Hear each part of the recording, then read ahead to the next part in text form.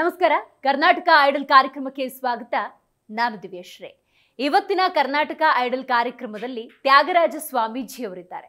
ಹೌದು, ಕಡು ಕಷ್ಟದ ಜೀವನವನ್ನು ಅನುಭವಿಸಿದ ಇವರು ನನ್ನಂತೆ ಇತರರು ಕೂಡ ಕಷ್ಟದಲ್ಲಿರಬಾರದು, ಇತರರ ಕಷ್ಟಕ್ಕೆ ತಾನು ಸ್ಪಂದಿಸಬೇಕು ಅನ್ನುವಂಥ ಸದುದ್ದೇಶದಿಂದ ಕಳೆದ 30 ವರ್ಷಗಳಿಂದ ಸಮಾಜ ಸೇವೆಯಲ್ಲಿ ತಮ್ಮನ್ನು ತಾವು ತೊಡಗಿಸಿಕೊಂಡಿದ್ದಾರೆ. ಮಾತ್ರವಲ್ಲ, ಒಂದು ಮಠದ ಅಧ್ಯಕ್ಷರಾಗಿ ಅಲ್ಲೂ ಕೂಡ ಧಾರ್ಮಿಕ ಸೇವೆಯನ್ನ ಮಾಡ್ತಾ ಸಮಾಜಮುಖಿ ಕೆಲಸವನ್ನ ಮಾಡ್ತಿರುವಂತಹ ಕೈವಾರ ತಾತಯ್ಯನವರ ಮಠ ರಾಯಸಂದ್ರದ ಈ ಮಠದ ಅಧ್ಯಕ್ಷರಾಗಿರುವಂತಹ ತ್ಯಾಗರಾಜ ಸ್ವಾಮಿಯವರು ಸ್ವತಃ ಇವತ್ತು ನಮ್ಮ ಕಾರ್ಯಕ್ರಮದಲ್ಲಿದ್ದಾರೆ. ಗುರುಗಳೇ, ಕಾರ್ಯಕ್ರಮಕ್ಕೆ ಸ್ವಾಗತ. ನಮಸ್ತೆ.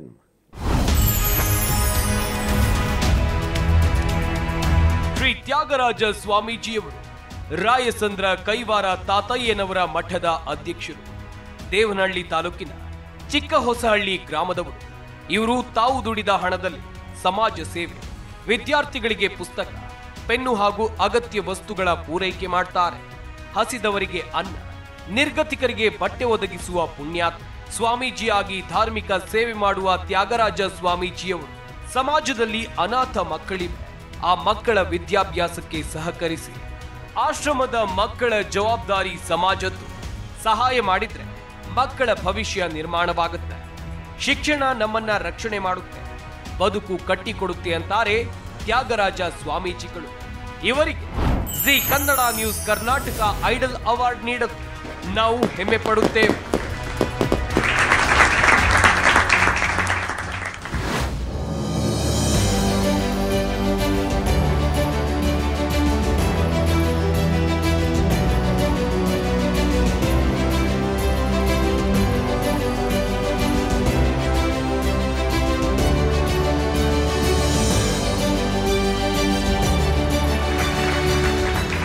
ತುಂಬ ಹೃದಯದ ಧನ್ಯವಾದಗಳು ತ್ಯಾಗರಾಜ ಸ್ವಾಮೀಜಿಗಳಿಗೆ. ನನಗೀಗ ಏನಂದರೆ, ನಾನಿಷ್ಟು ಎಷ್ಟು ಸಾಧನೆ ಮಾಡ್ಕೊಂಬಂದಿದ್ದೀನಿ 30 ವರ್ಷದಿಂದ, ಅದರ ಮೇಲೆ ಕೊಟ್ಟಿನ ಹೆಚ್ಚು ಸಾಧನೆ ಮಾಡಬೇಕು ಅನ್ನೋಂಥ ಉದ್ದೇಶ, ಮಕ್ಕಳಿಗೆ ಹೆಚ್ಚಿನ ವಿದ್ಯಾಭ್ಯಾಸ ಮಾಡಿಸೋಂಥ ಉದ್ದೇಶ ನನಗಿದೆ.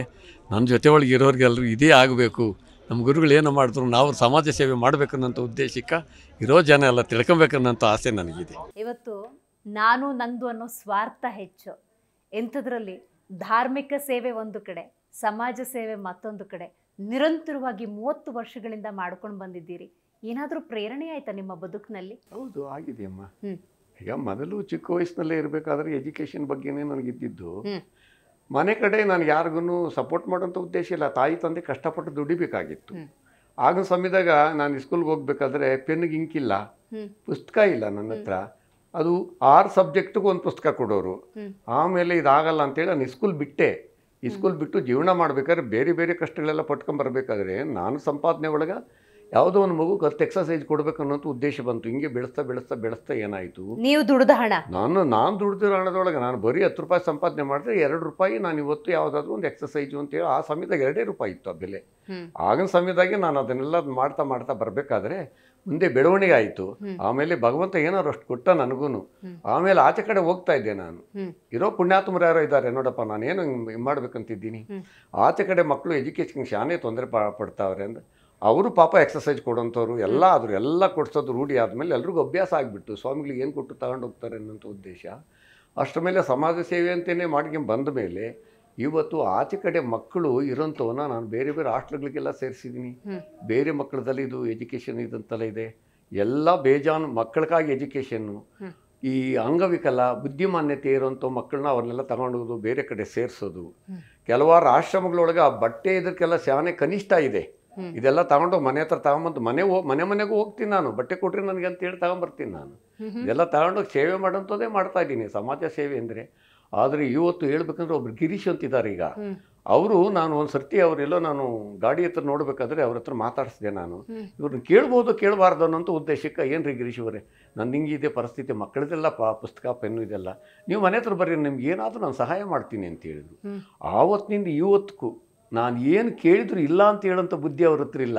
ನೀವು ಏನು ಕೇಳಿದ್ರು ನಾನು ಕೊಡ್ತೀನಿ ಹೋಗ್ರಿ ಅಂತಾರೆ. ಎಷ್ಟೋ ಮಕ್ಳಿಗೆ ಬಟ್ಟೆ ಕೊಡಿಸ್ತಾರೆ, ಪುಸ್ತಕ ಕೊಡ್ತಾರೆ, ಪೆನ್ನು ಕೊಡ್ತಾರೆ, ಎಲ್ಲ ನಿಮ್ಗೆ ಏನು ಬೇಕಾದ್ರೂ ಬರ್ರಿ ನಾವು ಕೊಡ್ತೀವಿ ಅಂತಾರೆ. ಇಂಥ ಪುಣ್ಯಾತ್ಮರು ಬೇಜಾನ್ ಜನ ಇದ್ದಾರಮ್ಮ. ಇವರೆಲ್ಲ ಕೊಡ್ತಾರೆ, ನನಗೆ ಅದೇನು ತಾಪತ್ರ ಇಲ್ಲ. ಇದುವರೆಗೂ ಮಾಡಿದ್ದು ಕಷ್ಟಪಟ್ಟಿದ್ರೆ ಕೊಡ್ತಾ ಇದ್ದೆ. ಇವತ್ತು ನಾನು ಕಷ್ಟಪಟ್ಟು ಕೊಡಬೇಕಾಗಿಲ್ಲ. ಯಾರು ಏನೋ ಕೊಡ್ತಾ ಇರೋದನ್ನ ತಗೊಂಡು ಬೇರೆ ಕಡೆ ವಿತರಣೆ ಮಾಡಿದರೆ ಸಾಕಾಗಿದೆ. ಈಗ ಬರ್ತಾ ಇರೋಂಥದ್ದು ಈಗ ಯಾರಿಗೂ ತಗೊಂಡೋಗಿ ಬೇರೆ ಕಡೆ ವಿತರಣೆ ಮಾಡಿ ಬಂದರೆ ಸಾಕು. ಅಷ್ಟು ಭಕ್ತಾದಿಗಳಿದ್ದಾರೆ, ಕೊಡ್ತಾರೆ, ನಮಗೇನು ಅದೇನು ತಾಪತ್ರೆ ಇಲ್ಲ. ನಾನು ಇದೇ ಸಮಾಜ ಸೇವೆ ಮಾಡಬೇಕು ಅನ್ನೋಂಥ ಉದ್ದೇಶಕ್ಕೆ ನಾನು ಹೋರಾಟ ಮಾಡಿ ನಾನು ಈ ಬಟ್ಟೆ ಧರಿಸ್ಬೇಕಾದ್ರೆ ನಾನು ಆ ಬಟ್ಟೆ ಹಾಕ್ಕೊಂಡು ಆಚೆ ಕಡೆ ಓಡಾಡ್ದಿದ್ದಕ್ಕೆ ವ್ಯಾಲ್ಯೂ ಇಲ್ಲ ಅನ್ನೋಂಥ ಉದ್ದೇಶಕ್ಕೆ ನಾನು ಈ ಬಟ್ಟೆ ಹಾಕ್ಕೊಂಡು ಆಚೆ ಕಡೆ ಹೋಗಿ ಕೇಳಿದರೆ ಕೊಡಬೇಕು ಅನ್ನೋಂಥ ಉದ್ದೇಶ ಬರಬೇಕು. ಅದನ್ನು ನಾವು ತಗೊಂಡೋಗಿ ಎಲ್ಲೋ ಒಂದು ಕಡೆ ತಲುಪಿಸೋದಿದೆಯಲ್ಲ, ಅದು ಭಾರಿ ಕಷ್ಟ. ಕೊಡೋರು ಸಲೀಸಾಗಿ ಕೊಡ್ತಾರೆ, ನಾವು ಗುರುತಿಸ್ಬೇಕಲ್ಲ ಮಕ್ಕಳನ್ನ, ಯಾರು ಎಲ್ಲಿದ್ದಾರೆ, ಏನು ಮಾಡಬೇಕು, ಹೆಂಗೇನದು ಕೊಡಬೇಕಲ್ಲ. ಇವತ್ತು ಒಂದು ಉತ್ತರ ಕನ್ನಡದೊಳಗೆ ಒಬ್ಬ ಮಗುನ ಡಾಕ್ಟರ್ಕ ಅಂತೇಳಿ ತಗೊಂಡೋಗಿ ಸೇರಿಸಿದ್ದೀವಿ ಅಲ್ಲಿ. ಉತ್ತರ ಕನ್ನಡದೊಳಗೆ ಇರೋದು ಅಯ್ಯಮ್ಮ ಮೊನ್ನೆ ಬಂದು ಹೋದ್ರು ಅವರು. ಅಯ್ಯಮ್ಮ ನಾನು ಡಾಕ್ಟ್ರೇ ಓದಬೇಕು, ನಾನು ಡಾಕ್ಟ್ರೇ ಓದಬೇಕು ಅಂತ ಹೇಳಿದ್ದರ್ಕ ಪಾಪ ಅವರು ಯಲಂಕದವ್ರವರು.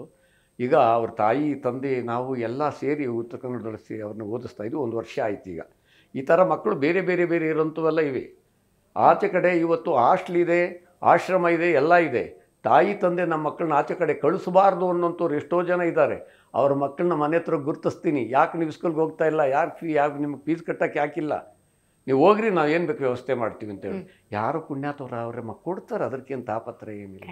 ಗುರುಗಳೇ, ನಿಮ್ಮ ಬಾಲ್ಯ, ನಿಮ್ಮ ಬದುಕು, ನಿಮ್ಮ ವಿದ್ಯಾಭ್ಯಾಸ, ನಿಮ್ಮ ತಂದೆ ತಾಯಿ ಎಲ್ಲ ನಮ್ಮ ತಂದೆ ತಾಯಿ ಇಬ್ಬರು ಇಲ್ಲ, ತೀರೋಗಿದ್ದಾರೆ. ನಮ್ಮ ಫ್ಯಾಮಿಲಿ ಇದೆ.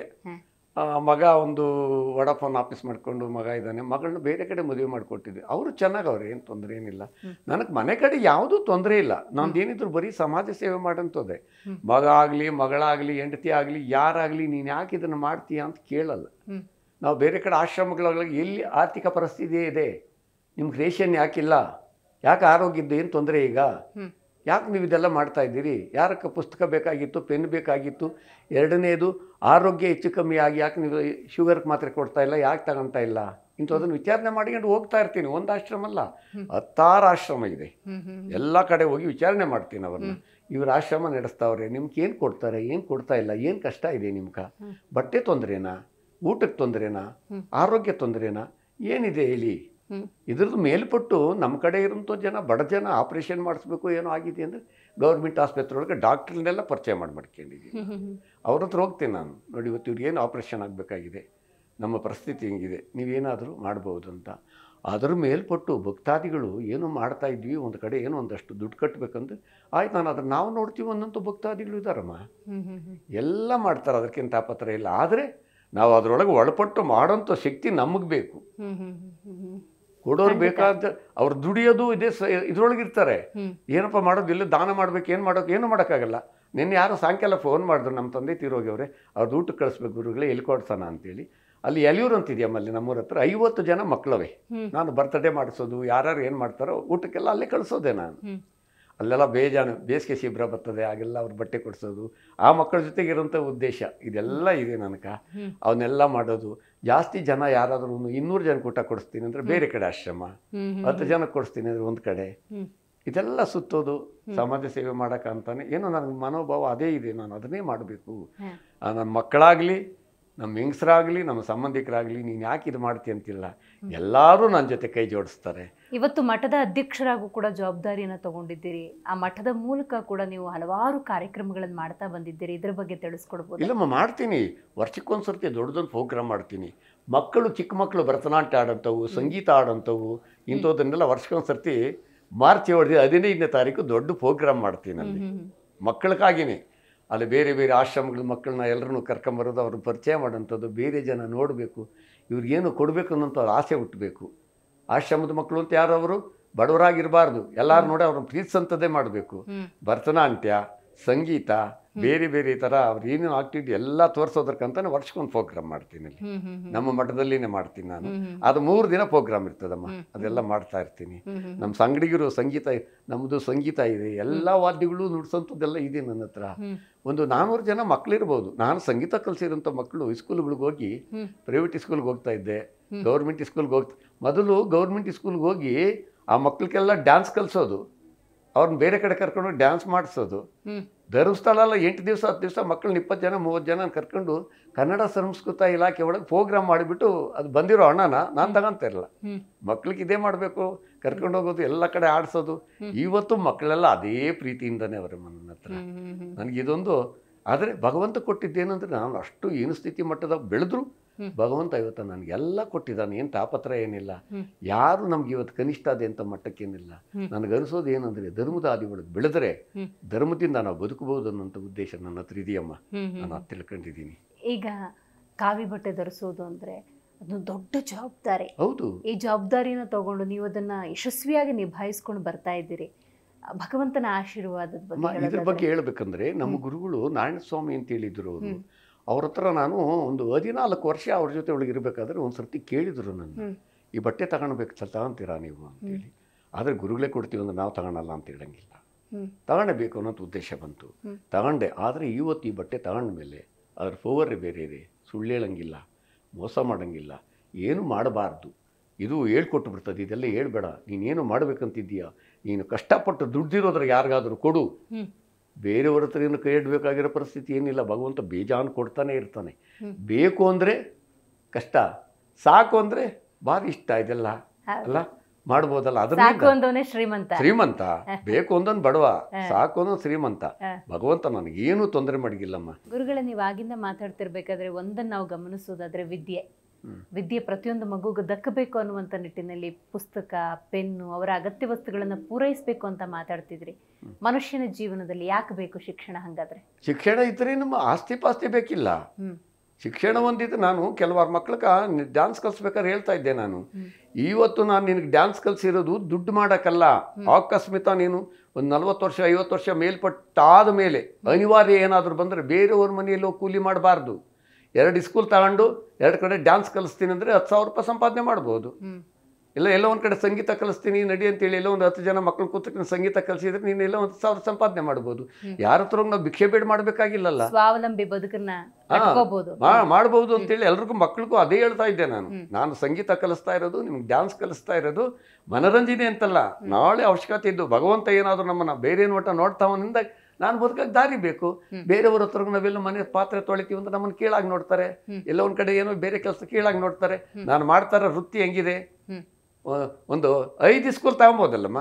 2,000 ಕೊಟ್ಟರು 10,000 ಆಯ್ತಲ್ಲ. ವಾರಕ್ಕೆ 2 ಫೀಟ್ ಬರೋದು ತಗೊಂಡ್ ಮಾಡ್ಬೋದು. ಬೆಳೆಯಕ್ ಹೆಂಗಿದೆ ನೋಡ್ರಿ ಇದು. ಬೇರೆ ಮಕ್ಕಳು ಅವ್ರ ಮಕ್ಕಳು ಎಲ್ರನ್ನೂ ಬೆಳೆಸಂಥದ್ದು. ಇವ್ರ ಮೈಂಡ್ ಹೆಂಗಿರ್ತದೆ ಅಂದ್ರೆ ನಾನೇನೋ ಮಾಡ್ತಾ ಇದ್ದೀನಿ ಅನ್ನೋಂಥ ಆಸೆ. ಬೇರೆಯವ್ರ ಹತ್ರ ನಾವು ಕೆಲ್ಸಕ್ಕೆ ಹೋದಾಗ.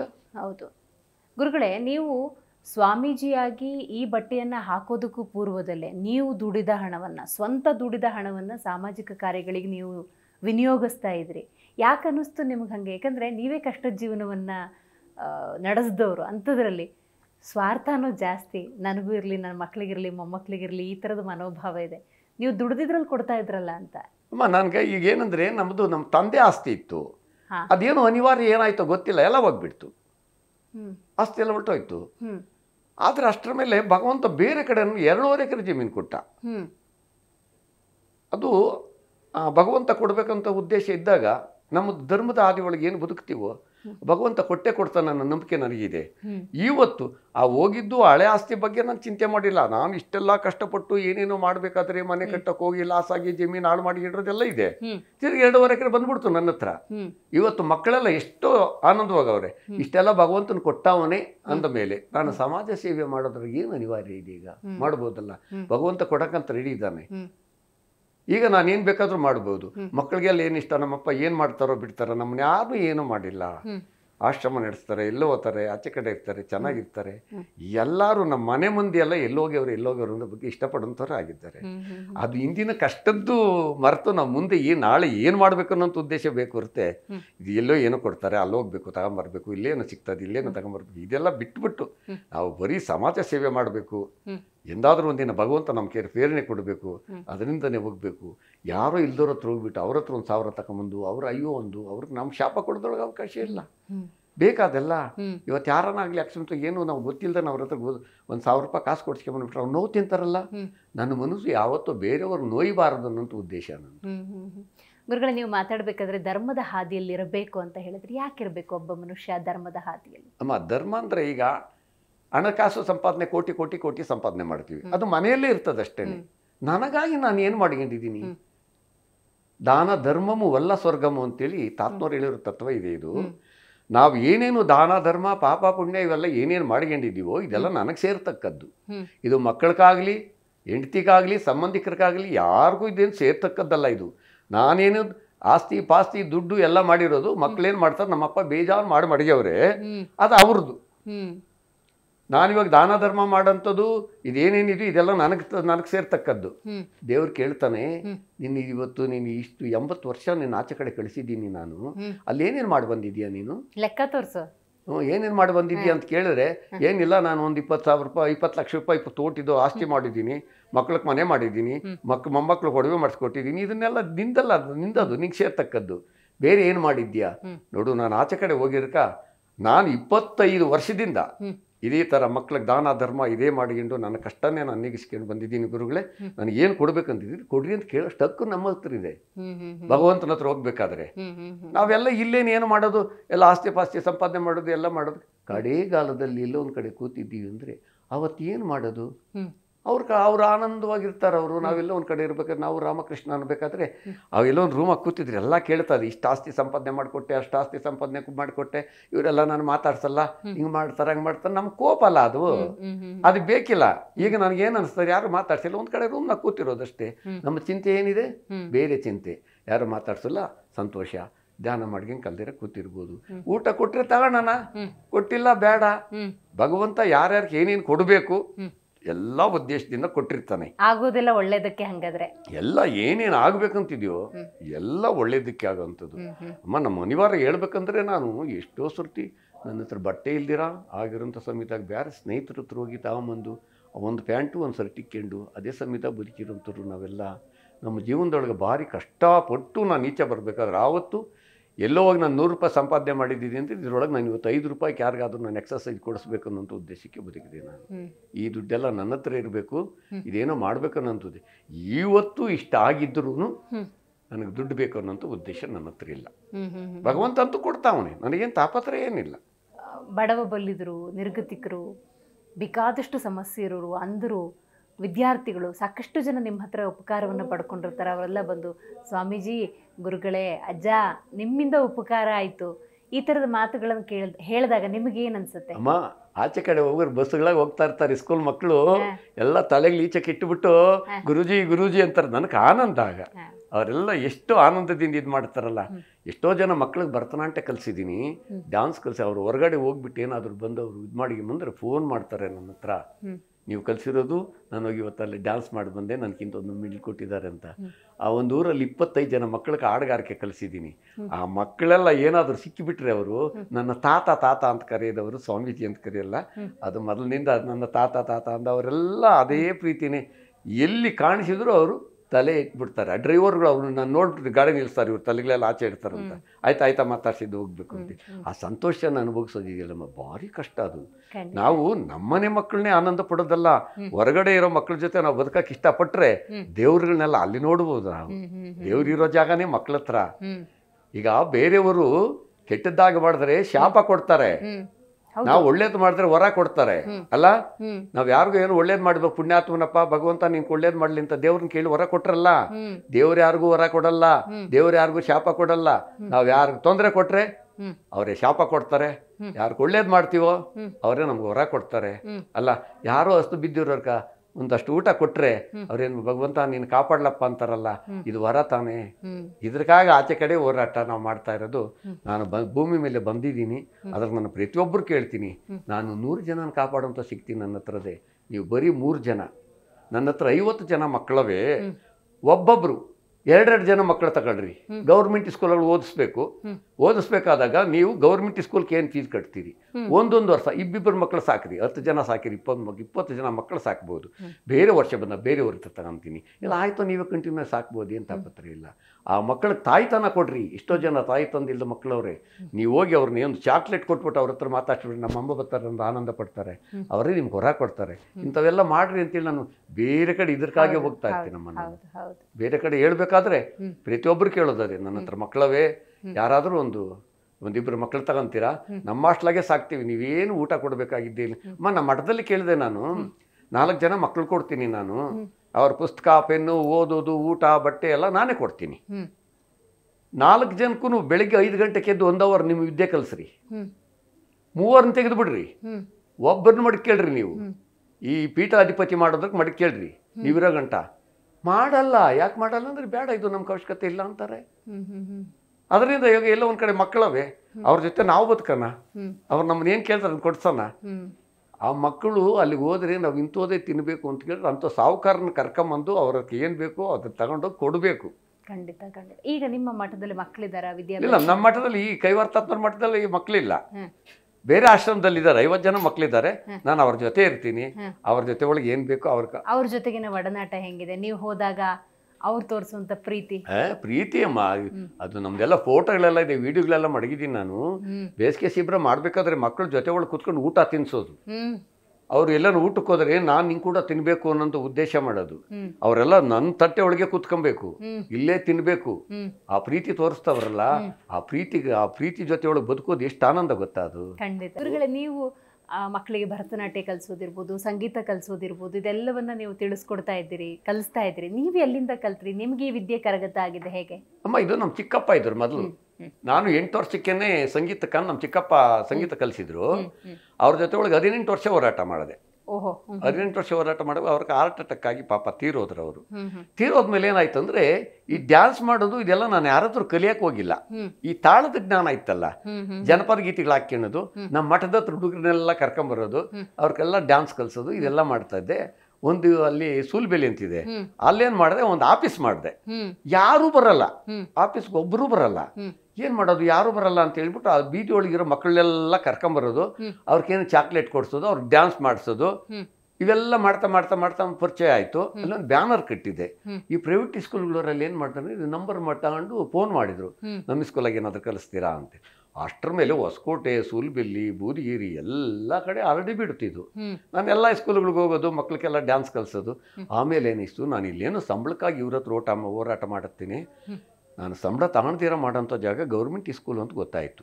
2 ಸ್ಕೂಲ್ ಒಳಗೆ ಹೋಗಿ ಮಕ್ಳಿಗೆಲ್ಲ ಡ್ಯಾನ್ಸ್ ಅಂದ್ರೆ ಈ ಜನಪದ ಗೀತೆ ಡ್ಯಾನ್ಸ್ಗಳು ನಿಜ ಇಂಥವೆಲ್ಲ ಕಲ್ಸೋದು, ಇಟ್ಟು ಮಾಡಿ ಸೊಪ್ಪು ಮಾಡಿ ಅಂತ ಇರ್ತದಲ್ಲ, ಇದು ಆ ಮಕ್ಕಳಿಗೆ ಇದೆಲ್ಲ ಕಳಿಸೋದು. ಅವ್ರ ಆನಂದ ಇದನ್ನೆಲ್ಲ ಕುಣಿಯಂತ ಉದ್ದೇಶಕ್ಕೆ ಇವ್ರನ್ನೆಲ್ಲ ಈ ಗೌರ್ಮೆಂಟ್ ಯಾವುದೋ ಒಂದು ಸರ್ತಿನ ಪ್ರೋಗ್ರಾಮ್ಗಳು ಮಾಡ್ತಾರಲ್ಲ, ಅಲ್ಲೆಲ್ಲ ತಗೊಂಡು ಹೋಗೋದು, ಅವ್ರನ್ನೆಲ್ಲ ಆಡಿಸೋದು. ಬೇರೆ ಪ್ರೋಗ್ರಾಮ್ ಮಾಡ್ಬೇಕಾದ್ರೆ ಅವ್ರನ್ನೇ ನಾನು ಆಶ್ರಮ ಹತ್ರ ಕರೆಯೋದು, ಪ್ರೋಗ್ರಾಮ್ ಮಾಡೋದು. ಬೇರೆ ಕಡೆ ತಾತ್ನವ್ರ ಮಠ ಇಲ್ಲೆಲ್ಲ ಹೋಗ್ಬೇಕು, ಇವ್ರನ್ನೆಲ್ಲ ಕರ್ಕೊಂಡು ಹೋಗೋದೆಲ್ಲ ಆಡಿಸೋದು. ಇದು ನನಗೆ ಆ ಮಕ್ಕಳ ಕಡೆನೇ ಒಲವು, ಅದನ್ನೇ ಆಡಿಸ್ಬೇಕು, ಇದನ್ನೇ ಮಾಡ್ಬೇಕಂತೇಳಿ. ಆದರೆ ನನ್ನ ಜೀವನ ಕಷ್ಟದಾಗಿದ್ರು ನಾನು ಆ ಕಷ್ಟ ಅನುಭವಿಸಿಲ್ಲ. ನಿಮ್ಮ ಈ ಪಯಣದಲ್ಲಿ ಒಂದು ಆತ್ಮತೃಪ್ತಿ ಇದೆಯಾ? ಆತ್ಮತೃಪ್ತಿ ಇದೆಯಮ್ಮ. ನಾನು ಅದಕ್ಕಾಗಿ ಹೋರಾಟ ಮಾಡೋಂಥದ್ದೇ. ಇವತ್ತು ಇಲ್ಲಿ ನಾನು ಬರಬೇಕಾದ್ರೆ ನಾನು ಇದೆಲ್ಲ ಹೋರಾಟ ಮಾಡಿರೋಂಥದ್ದು, ನೋಡಿರೋಂಥವ್ರು, ಇದನ್ನು ಮಾಡ್ಬೋದು ಅನ್ನೋಂಥ ಉದ್ದೇಶಕ್ಕೆ ಕರೆದವ್ರೆ ಹೊರತು ಆ ಏರಿಯಾ ಪೂರ್ತಿ ಎಲ್ಲಾರ್ಗು ಇದೆ. ನಿಮ್ಮ ಕುಟುಂಬದ ಸಹಕಾರ ಹಂಗಾದ್ರೆ?